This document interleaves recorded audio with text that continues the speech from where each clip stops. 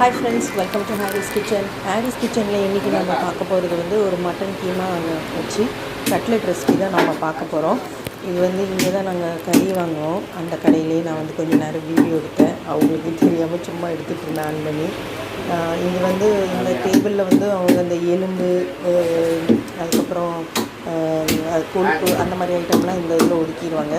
Cut பண்ணுறதுக்கு இது கொஞ்சம் வந்து நான் ஒரு 1/4 கிலோ வந்து குழம்புக்காக நான் வந்து வாங்கினேன்.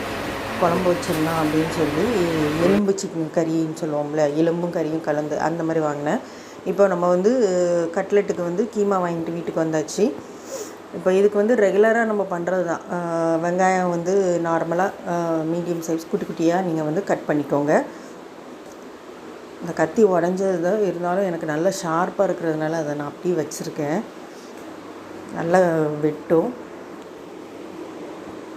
இந்த மாதிரி இதை வந்து குட்டி குட்டியாக கட் பண்ணிக்கோங்க. இப்போ வந்து மல்லி இலை, இதுக்கு கொஞ்சம் மல்லி இலை வேணும். நம்ம வந்து மல்லி இலை புதினாலாம் நிறைய பேர் கட் பண்ணி போடுவோம். ஆனால் நான் வந்து இதில் வந்து பேஸ்ட்டாகவே பண்ண போகிறேன். இப்போ இந்த மல்லி இலையை வந்து நல்லா வாஷ் பண்ணி எடுத்துக்கோங்க. இதையும் சும்மா கட் பண்ணிக்கோங்க. ஏன்னா நம்ம பேஸ்ட்டாக தான் அரைக்க போகிறோம். அதனால் இது சைஸ் மாதிரி குட்டி குட்டியாக கட் பண்ணணுன்ற இது இல்லை. நார்மலாக கட் பண்ணுற மாதிரி நீங்கள் வந்து கட் பண்ணிக்கலாம். இதே அளவுக்கு வந்து நம்ம வந்து புதினாவும் நம்ம வந்து வாஷ் பண்ணி எடுத்துக்கலாம். இப்போ இது ரெண்டுத்தையுமே நம்ம வந்து மிக்ஸி ஜாரில் வந்து போட்டுடலாம். அது போக இதில் வந்து எக்ஸ்ட்ராவாக என்னென்னலாம் ஆட் பண்ண போகிறோம்னா, கொஞ்சம் பட்டை, கிராம்பு, ஏலக்காய், சோம்பு அதையும் போட்டு, இஞ்சி பூண்டு பேஸ்ட்டு அதையும் போட்டு, காரத்துக்கு வந்து நான் இதில் வந்து 2 பச்சை மிளகா மட்டும்தான் நான் ஆட் பண்ண போகிறேன். இதில் வேறு எந்த மசாலாவுமே கிடையாது. இப்போ ஒரு பேனில் வந்து நம்ம அந்த மட்டன் கீமா இருக்கு இல்லையா, இதையும் போட்டு அந்த மட்டனில் இருக்க அந்த தண்ணி வற்றுற அளவுக்கு நம்ம வதக்கணும். இது வதங்கும் போதே பாதியிலேயே கொஞ்சம் வெங்காயம் நம்ம கட் பண்ணியிருக்கோம் இல்லையா, அந்த வெங்காயத்தையும் அவ்வளோத்தையும் போட்டு அதில் இருக்க ஈரத்தன்மையும் குறையணும். அதனால் இது ரெண்டுத்தையும் நல்லா வதக்கிக்கோங்க. இந்த ஸ்டேஜில் வந்து நம்ம வந்து அந்த அரைக்க வேண்டிய பேஸ்ட்டை வந்து அரைச்சி அதை வந்து இதில் வந்து ஊற்றிடணும். இப்போ இந்த பேஸ்ட்லேயும் தண்ணி பதம் இருக்கும். அது வந்து இருந்துச்சுன்னா நம்மளுக்கு கட்லெட் வந்து சரியாக வராது. அதனால் இது எல்லாத்தையுமே போட்டு நல்லா வதக்கிக்கோங்க. அந்த ஈரப்பதம் வந்து நல்லா ட்ரையாக வரணும். அது வரைக்கும் வதக்கி இதை ஆஃப் பண்ணி ஆற வச்சிடலாம். இப்போ நான் இது பண்ணிகிட்டு இருக்கும்போதே சைடில் வந்து அந்த மட்டன் வாங்கினேன்னு சொன்னேன் இல்லையா, அதை வச்சு நான் வந்து உருளைக்கிழங்குலாம் போட்டு குழம்பு நார்மலாக வைக்கிற மாதிரி குழம்பு வந்து நான் வந்து வச்சுட்டேன். அது போக பக்கத்தில் வந்து சூடாக சாதம் வந்து கொதிச்சிட்ருக்கு. சாதமும் நான் வந்து வச்சுட்டேன். அதுவும் ரெடி ஆகிட்டு. ஸோ குழம்பும் சாதமும் ரெடி. இப்போ கட்லெட் மட்டும்தான் நம்ம வந்து ரெடி பண்ண போகிறோம். இப்போ இந்த அளவுக்கு நம்ம வந்து அதை ட்ரையாக்கி கொண்டு வரணுங்க. அதை ஆறிட்டு இங்கே பாருங்கள், தண்ணி எதுவும் இல்லாமல் எவ்வளோ ட்ரையாக இருக்குது பாருங்கள். அப்போ தான் நம்மளுக்கு வந்து பிடிக்கிறதுக்கு வசதியாக இருக்கும் உங்களுக்கு, இல்லைன்னா கொலகொலன்ட்டு இருக்கும். இப்போ இதை நல்லா நம்ம வந்து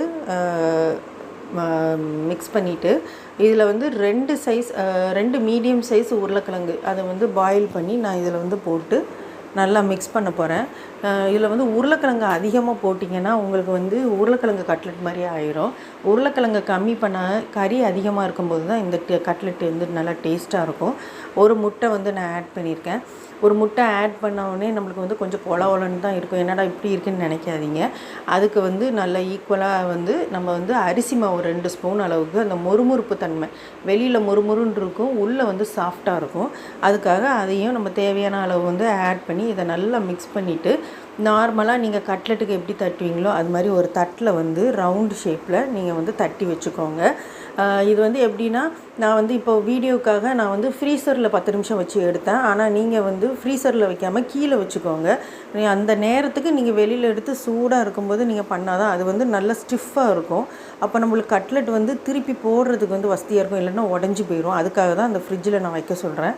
இப்போ தோசை கல்லில் வந்து தேவையான அளவு எண்ணெய் ஊற்றிட்டு நம்ம வந்து சூடாக்கணும். இது வந்து நீங்கள் பேனில் பண்ணாலும் சரி, இல்லை நார்மல் பொரிக்காஞ்சட்டி எதுனாலும் பண்ணலாம். ஆனால் தோசைக்கல்லில் வைக்கும்போது அதோட டேஸ்ட்டே கொஞ்சம் நல்லாயிருக்கும். நான் எப்போவுமே தோசைக்கல்லில் தான் வைப்பேன் அந்த டேஸ்ட்டுக்காக. இப்போ இது 2 பக்கமுமே நம்ம வந்து நல்ல கோல்டன் ப்ரௌன் வர அளவுக்கு நம்ம வந்து ஷாலோ ஃப்ரை மாதிரி நம்ம பண்ணி எடுக்க போகிறோம். இதுனா ஒரு எண்ணெயும் கொஞ்சம் கம்மியாக இருக்கும். நம்ம பொரிக்காஞ்சட்டியில் போட்டோம்னா அதிகமாக இருக்கும். ஸோ இந்த இது ஒரு சைடு இருக்குது பார்த்திங்களா, இதே மாதிரி 2 பக்கமும் நம்மளுக்கு வந்து கோல்டன் ஃப்ரையில் வரணும். அந்த அளவுக்கு நம்ம வந்து இதை வந்து ஃப்ரை பண்ணி எடுத்துட்டோம்னா நம்மளுக்கு டேஸ்டான மட்டன் கீமா கட்லெட் வந்து ரெடி. இந்த வீடியோவை லாஸ்ட் வரைக்கும் பாருங்க. உங்களுக்கு இது பிடிச்சிருந்துச்சுன்னா லைக் பண்ணி கமெண்ட் பண்ணி ஷேர் பண்ணி மறக்காமல் சப்ஸ்கிரைப் பண்ணி பெல் ஐக்கானை கிளிக் பண்ணி நம்ம சேனலுக்கு சப்போர்ட் பண்ணுங்கள் ஃப்ரெண்ட்ஸ். இப்போ நம்மளோட மட்டன் கட்லெட் வந்து ரெடி. இது வந்து நீங்கள் கண்டிப்பாக ட்ரை பண்ணி பாருங்கள். எல்லாருமே கட் பண்ணி போடுவோம். இது வந்து பேஸ்ட்டாக அரைச்சி போட்டிருக்கனால டேஸ்ட் டிஃப்ரெண்ட்டாகவும் இருக்கும், சூப்பராகவும் இருக்கும். ஸோ இன்றைக்கி மத்தியானத்துக்கு வந்து நம்ம லஞ்சுக்கு வந்து சூடாக சாதம், கொஞ்சம் மட்டன் குழம்பு, அதுக்கப்புறமேலு மட்டன் கட்லெட். இதே மெத்தடில் நீங்கள் சிக்கனும் போட்டு பண்ணலாம். சேம் டேஸ்ட்டு சூப்பராக இருக்கும். ஸோ நெக்ஸ்ட் வீடியோவில் உங்களை வந்து சந்திக்கிறேன். அது வரைக்கும் தேங்க்யூ ஃப்ரெண்ட்ஸ்.